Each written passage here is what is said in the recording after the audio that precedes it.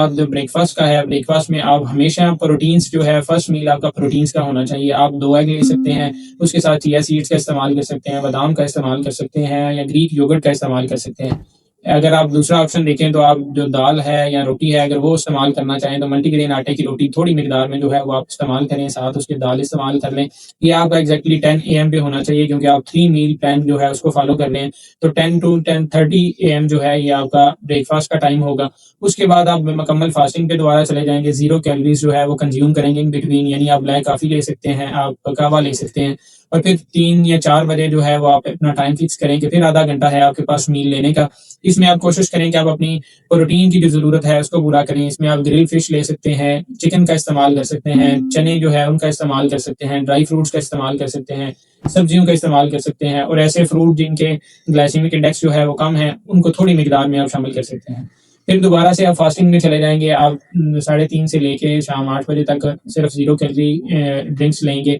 और फिर 8 बजे दोबारा आप एक छोटी रोटी या एक चिकन का पीस या आप नट्स या फिश जो भी आप उस टाइम लेना चाहें वो ले सकते हैं और फिर 14 आवर्स की फास्टिंग पे आप चले जाएँगे।